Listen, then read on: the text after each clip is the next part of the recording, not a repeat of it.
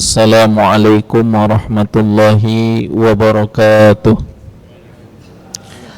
Alhamdulillahilladzi anzala ala abdihil kitaba wa lam yaj'al lahu 'iwaja. Asyhadu an la ilaha illallah wahdahu la syarika lah wa asyhadu anna sayyidana wa nabiyyana Muhammadan abduhu wa rasuluh.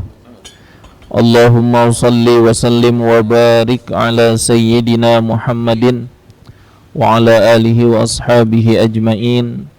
Allahumma anfa'na bima 'allamtana wa 'allimna bima yanfa'una wa zidna ilma. Allahumma faqihna fid din wa 'allimna ta'wil. Amma ba'd. Hadratul mukarramin wal mukarramat, al muhtaramin wal muhtaramat, bapak-bapak, ibu-ibu, jamaah rahimakumullah. Alhamdulillah, senantiasa kita bersyukur kepada Allah, di mana pada kesempatan kali ini kita masih bisa bermuwajahah, bertatap muka, dan alhamdulillah bisa sama-sama melaksanakan salat maghrib dengan berjamaah, dilanjutkan duduk iktikaf talabul ilmi, yang mudah-mudahan ini semua menjadi amal soleh yang diterima oleh Allah Subhanahu wa ta'ala. Amin ya rabbal alamin. Kemudian alhamdulillah kita juga sudah berada di hampir mendekati bulan suci Ramadan, mana ini sudah adalah 10 hari yang terakhir daripada bulan Sya'ban, di mana bulan Sya'ban pun tidak kalah pentingnya bagi seseorang untuk mempersiapkan persiapan menuju bulan suci Ramadan. Tentunya bukan hanya persiapan fisik, makanan dan lain sebagainya, tapi tentunya yang ingin kita persiapkan adalah bagaimana keimanan kita, ruhaniyah kita, sehingga kita semua mudah dan merasakan gembira, senang dengan melaksanakan ibadah-ibadah di bulan suci Ramadan. Dan insya Allah pada kesempatan kali ini kita akan melanjutkan kembali masih dalam bab sebelumnya, yakni berbakti kepada kedua orang tua dan larangan untuk durhaka kepada keduanya. Dan telah banyak kisah-kisah yang disampaikan dalam hadis-hadis, baik itu mengenai orang-orang yang berbakti kepada kedua orang tuanya atau sebaliknya, durhaka kepada kedua orang tuanya. Kemudian disebutkan di sini summa idza mata, ketika kedua orang tua telah wafat, yabirruhuma bis-sholati alaihima, termasuk berbakti kepada kedua orang tua yang sudah wafat, yang sudah meninggal, adalah yaburruhuma bis-sholati alaihima, jadi melaksanakan sholat, maksudnya adalah menyolati keduanya. Kita sebagai seorang anak, ketika orang tua itu wafat, maka salah satu baktinya adalah mensolatkannya. Maka banyak orang-orang terdahulu, para sholihin, para sahabat, mereka itu berpesan kepada keluarganya, kepada anaknya, nanti kalau ayahmu wafat, janganlah engkau menangis, Ya, janganlah engkau tangisi kepergian ayahmu, tetapi ambillah air wudhu, kemudian sholatlah 2 rakaat dan mohonlah ampunan kepada Allah untuk diriku. Itu termasuk contoh-contoh yang dicontohkan oleh orang-orang terdahulu. Ya. Kemudian wal istighfari lahuma, dan memohonkan ampunan untuk keduanya. Ya. Hanya di dalam tafsir ayat yang menyebutkan anishkurli wali walidaika, hendaklah seorang bersyukur kepadaku dan juga bersyukur atau berterima kasih kepada kedua orang tuamu. Ya, anishkurli wali walidaika.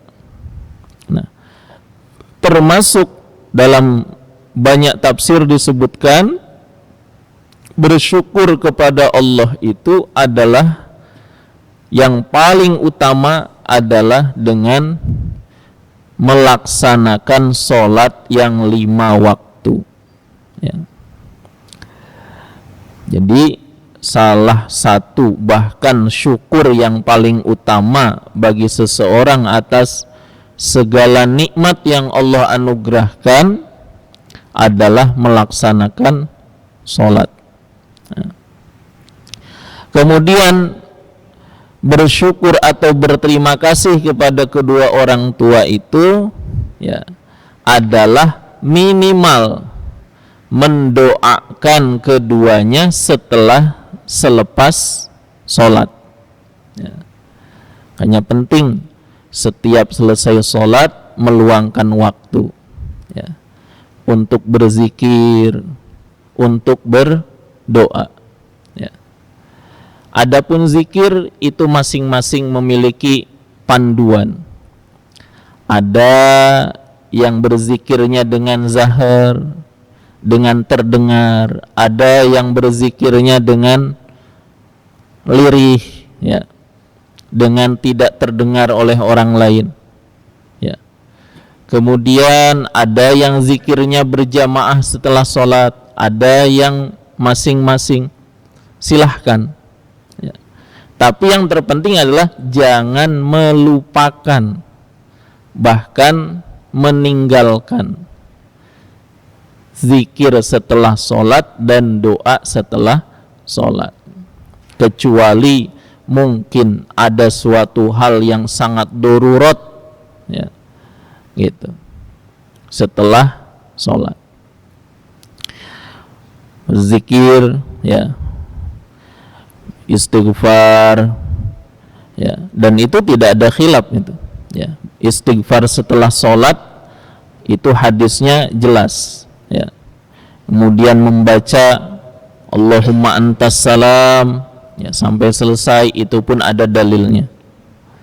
La ilaha illallah wahdahu la syarikalah lahul mulku wa lahul hamdu yuhyi wa yumit. Ada yang langsung wa huwa ala kulli syai'in qadir. Selesai subuh 10 kali, selesai maghrib 10 kali ya. Allahumma ajirna minan nar 7 kali setelah subuh dan setelah maghrib.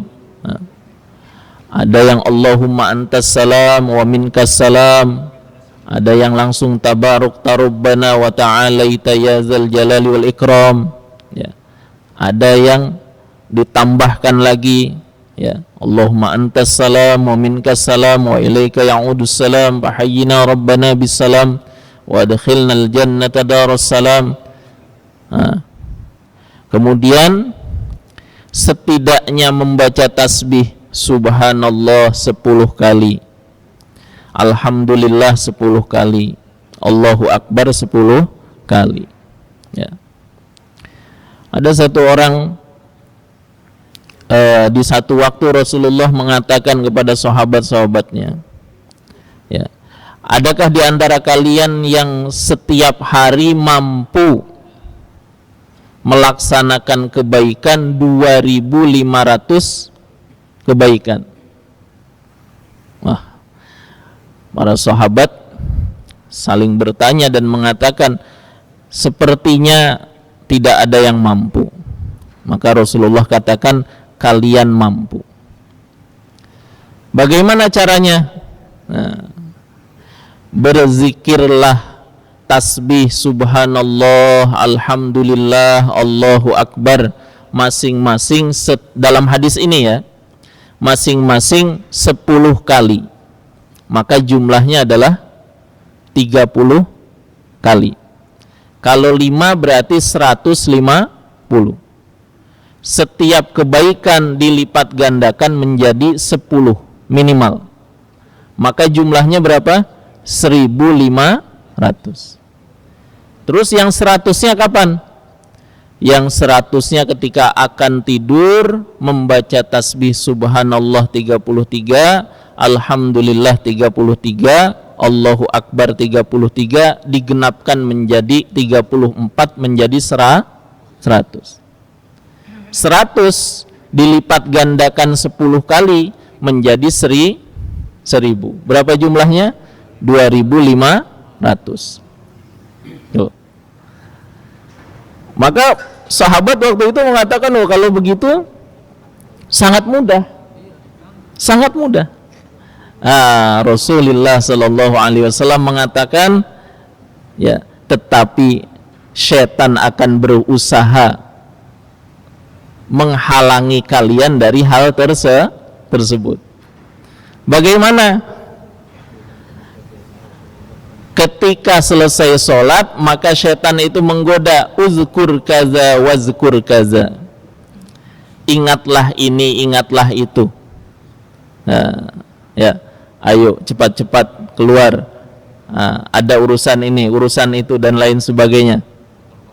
Ya, ya, apalagi cuma selonjoran di rumah, duduk-duduk ngopi, sudah. Makanya jangan kita lupakan itu. Nah, kemudian ketika akan tidur, setan, ya kalau bahasa kita itu meninak bobokkan, sehingga akhirnya tidur lupa, tidak lagi membaca 100 tasbih itu. Ya.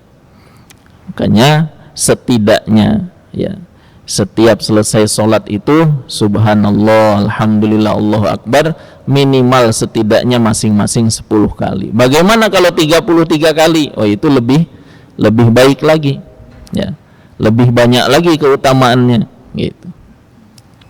Nah, kemudian berdoa selesai sholat, ya. Doa itu adalah satu bukti di mana kita itu butuh kepada Allah dalam setiap waktu dan keadaan. Fil yasar wa fil asar, dalam keadaan mudah, keadaan sulit, keadaan sehat, keadaan sakit, keadaan punya uang, tidak punya uang, keadaan sedang bekerja, tidak bekerja, keadaan apapun, senang maupun susah, kita itu butuh pertolongan Allah. Maka karena kita butuh pertolongan Allah, itulah kita berdoa kepada Allah Ta'ala, ya. Itu bukti kita berdoa, itu bukti bahwasanya betul-betul kita butuh kepada Allah Ta'ala, ya. Allah. Bahkan ketika kita mudah pun, mudah menurut kita, kalau tidak dibantu oleh Allah nggak bisa. Nah, kita ini kan kadang selalu merasa kalau sesuatu itu mudah, ya, lupa sama Allah Ta'ala. Misalkan, ya, istri bilang, Pak, beras habis, di kantong uang banyak, udah berangkat ke warung, langsung beli. Kadang belum terpikir, bahkan dalam hati kita itu langsung connect kepada Allah, ya Allah, berikan kami rezeki, walaupun di kantong kita ada uang, gitu, ya. Allah. Nah, hal inilah yang penting. Jadi bagaimana hati seseorang itu selalu bergantung, selalu berhubung dengan Allah Subhanahu wa taala. Karena la haula wala quwwata illa billahil aliyyil azim. Nah, kemudian berdoa untuk orang tua itu penting, ya. Kemudian selanjutnya ada satu hadis rawa Abu Dawud an Abi Usaid As-Sa'idi radhiyallahu taala anhu qol baina nahnu inda Rasulillah sallallahu alaihi wasallam. Nah, jadi dalam satu hadis itu diriwayatkan ketika kami bersama Rasulullah sallallahu alaihi wasallam di satu waktu, idh ja'ahu rajulun min bani Salamata, datang seorang laki-laki dari Bani Salamah. Dia bertanya, ya Rasulullah, hal baqiya min birri abawayya syai'un abarruhuma bihi ba'da mautihima. Ya, seorang bertanya, ya Rasulullah, apakah masih tersisa cara untuk berbakti kepada kedua orang tua yang aku bisa berbakti kepada keduanya setelah keduanya wafat? Apa kira-kira kalau keduanya sudah wafat, bisa enggak masih berbakti? Nah, Rasulullah sallallahu alaihi wasallam menjawab, na'am, as-salatu alaihima wal istighfaru lahuma wa infazu ahdihima min ba'dihima wa silatur rahimil lati la tusalu illa bihima wa ikramu sadiqihima.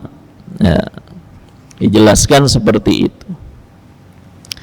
Jadi ada satu orang datang kepada Rasulullah sallallahu alaihi wasallam, ya Rasulullah, hal baqiya min birri abawayya, ya, adakah kebaktian atau berbakti kepada kedua orang tuaku al-ma'muru anabihi, yang saya diperintahkan untuk melakukannya? Nah, kemudian Rasulullah menjawab, ya, apa itu as-salatu alaihima, ya. Disebutkan makna solat diantaranya adalah ad-du'a, mendoakan keduanya. Kemudian kama yadullu qauluhu ta'ala, sebagaimana Allah Ta'ala berfirman, wa qul rabbirhamhuma, dan katakanlah ya Allah, rahmatilah keduanya, ya, sayangilah keduanya. Kita setiap selesai sholat setidaknya rabbighfirli wali walidayya warhamhuma kama rabbayani shaghira. Kemudian wal istighfaru lahuma, dan memohonkan ampunan untuk keduanya, ya.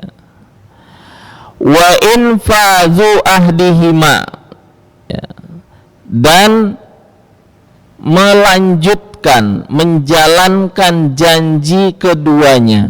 Contohnya, misalkan wasiat, ya, ketika mau wafat atau sebelum wafat ternyata orang tua kita itu menulis wasiat. Selesai ternyata mereka wafat, ada orang, ya, yang dipercaya oleh kedua orang tua itu datang menyampaikan, ini ada wasiat dari orang tua kalian ketika masih hidup dan dibacakan setelah mereka wafat. Misalkan, ya, punya tanah 10 hektar. Nah, kan kalau diwasiatkan lebih dari 1/3 tidak boleh, karena wasiat itu disebut as-sulus kasir, 1/3 itu sudah banyak. Maka kalau memang wasiat tidak boleh lebih dari 1/3 harta yang ditinggalkan. Misalkan ya, dari 10 hektar itu ya 1000 meter ya, tolong wakafkan untuk masjid misalkan ya. Nah maka anak-anaknya itu harus apa? Menunaikan wasiat orang tuanya. Jangan malah terbalik ya. Dulu orang tuanya mewakafkan masjid untuk sudah ada wakafnya, cuma belum ditulis, belum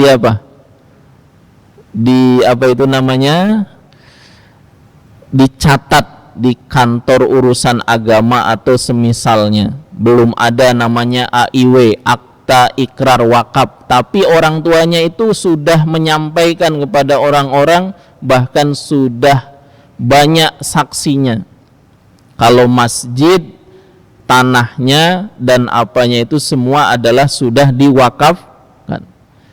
Orang tuanya wafat, malah dia apa? Malah dijual. Oh ini kan punya orang tua saya. Nah, mana buktinya akte ikrar wakafnya? Nggak ada. Oh itu ya, itu malah apa? Malah membuat masalah bagi orang tuanya.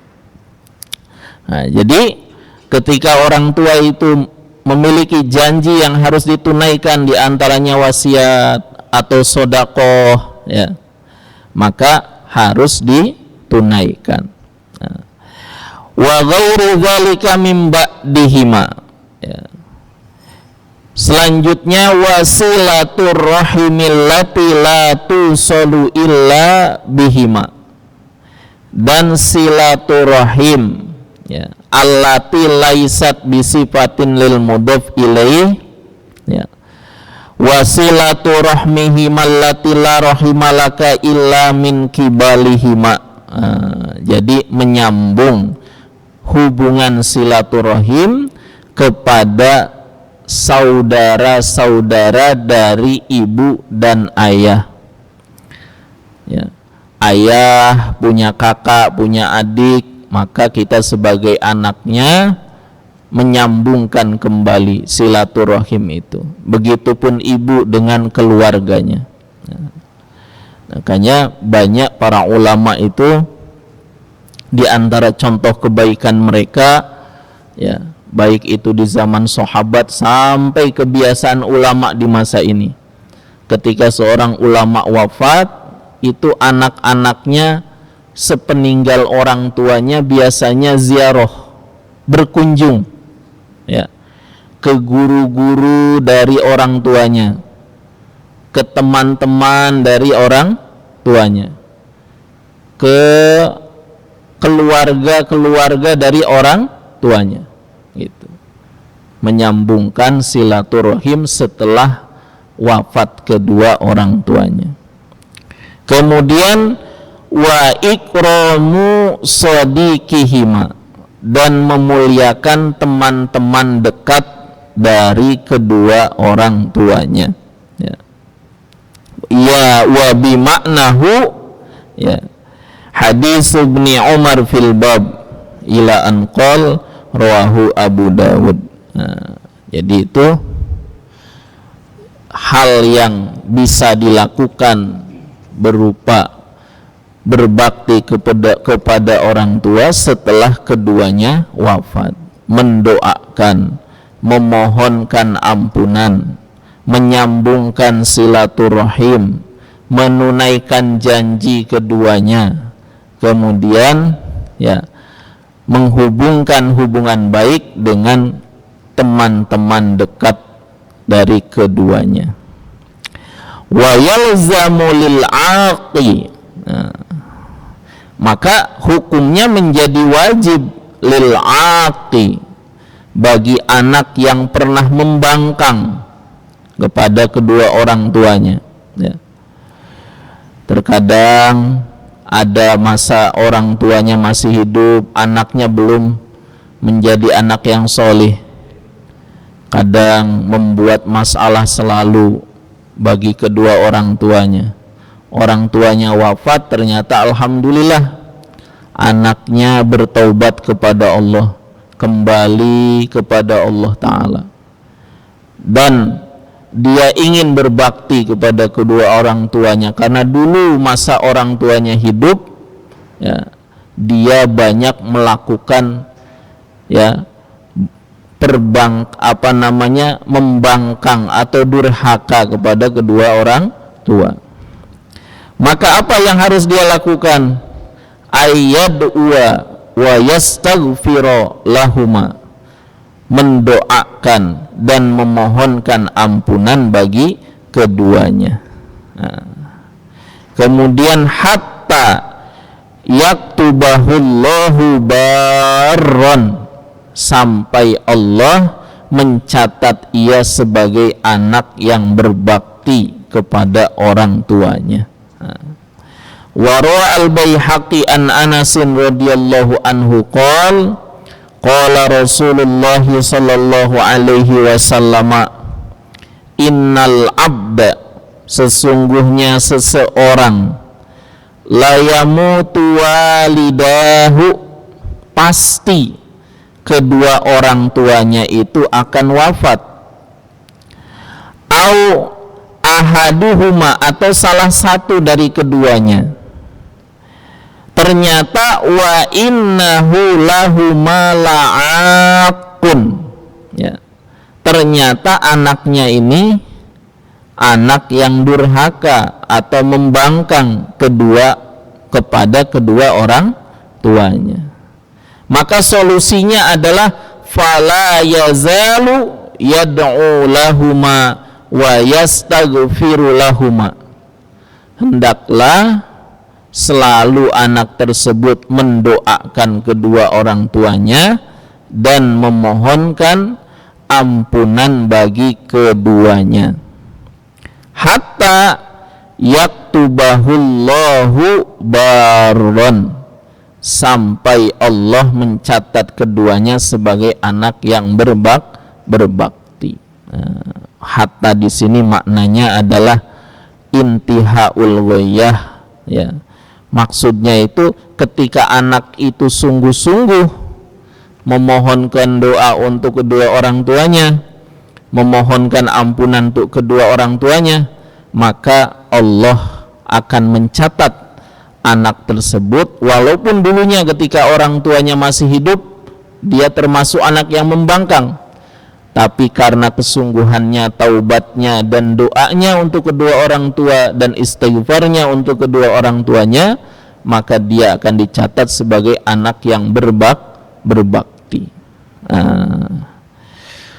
Kemudian wa an Aisyah radhiyallahu taala anha qalat ma ghirtu ala ahadin min nisa'in nabiy sallallahu alaihi wasallam ma ghirtu ala Khadijah radhiyallahu taala anha wa ma ra'aituha qattu walakin kana yuksiru dzikraha wa rubbama dzabaha syata summa yuqatti'uha a'daan summa yab'asuha fi sadaiki Khadijata farubbama qultu lahu ka'allam yakun fid dunya illa Khadijah fayaqulu innaha kanat wa kana li minha waladan.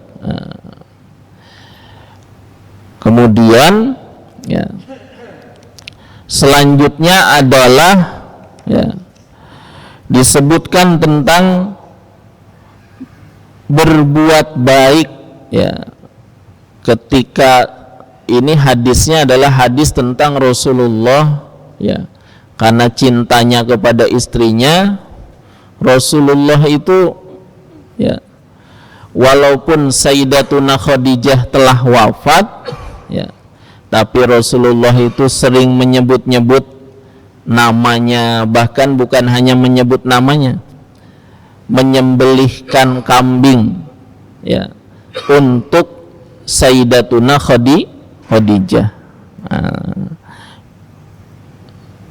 Muqtadul halnya apa? Ya. Jadi ketika ada seseorang meniatkan satu kebaikan, ya. Ini kan kadang kita, ya, ada bersedekah sebagai anak, diniatkan mudah-mudahan pahalanya disampaikan kepada kedua orang tua, ya. Atau seorang suami, istrinya sudah wafat, kemudian dia niatkan, dia doakan mudah-mudahan pahalanya disampaikan kepada siapa? Kepada istrinya. Atau istri begitu juga, ya, kepada suaminya. Nah, hal itu dilakukan oleh Rasulullah terhadap Sayyidatuna Aisyah, Sayyidatuna Khadijah, ya. Nah, jadi tidak ada masalah kita berinfak, kita bersedekah, dan juga diniatkan untuk apa? Untuk kebaikan orang-orang tua kita, untuk kebaikan keluarga kita, istri atau suami yang telah wafat, ya. Apakah sampai, ya, jangankan sedekah, doanya seseorang muslim itu juga sampai kepada muslim yang didoakan setelah wafatnya, ya.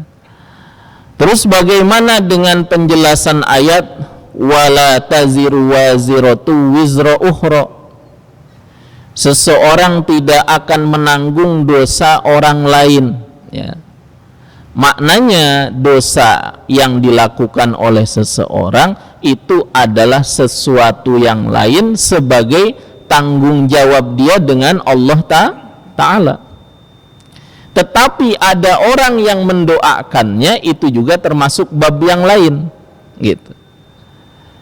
Ketika ada Rasulullah SAW melewati pemakaman, ya, maka beliau katakan assalamu alayka ya ahlal kubur, atau assalamu alaikum ya ahlal kubur, antum sabikun wa inna insyaallahu bikum lahikun. Assalamu alayka ya ahla baqi'il gharqad. Rasulullah ziarah ke Baqi, kemudian mendoakan, mengucapkan salam. Salam itu doa, ya. Kalaulah tidak sampai doa seorang mukmin kepada mukmin yang lain, maka tak ada guna Rasulullah menyampaikan salam, ya. Bahkan dalam satu hadis,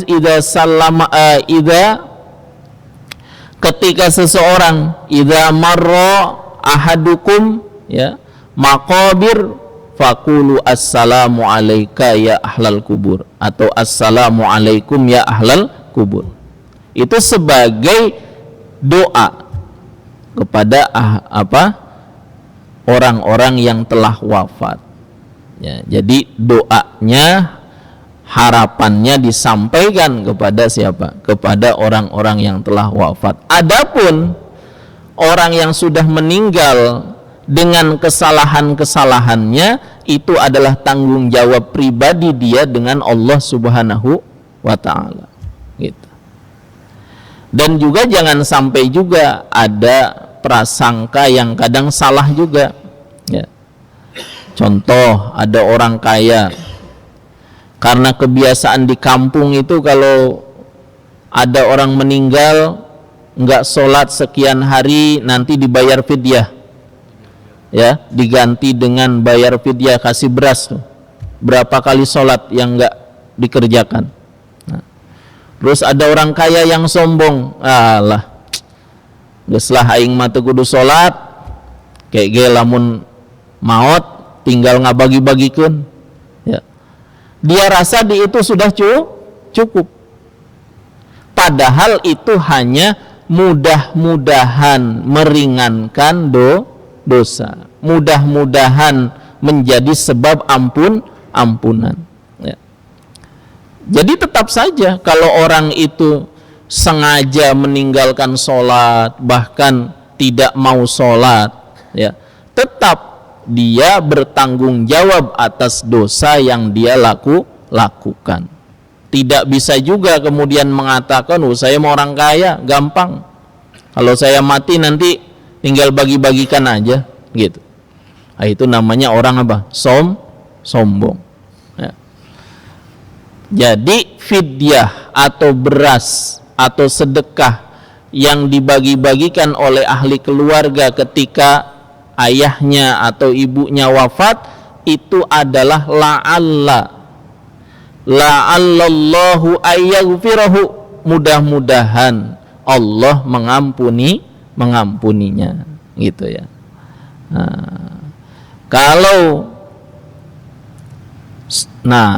Ketika seorang itu meninggalkan puasa karena sakit, ya, maka itu memang ada apanya? Ada fidyahnya, gitu ya.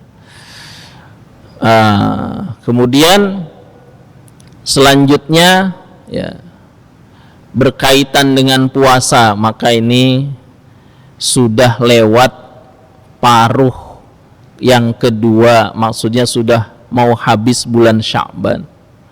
Memang Rasulullah itu paling banyak melaksanakan puasa sunnah di bulan Sya'ban, ya.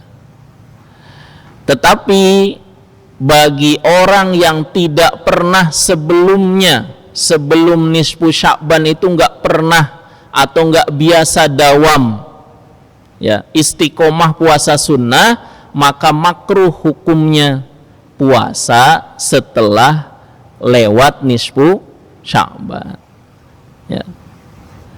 Tetapi bagi orang yang memang ahli puasa sunnah, hampir tiap bulan ada saja puasa sunnahnya.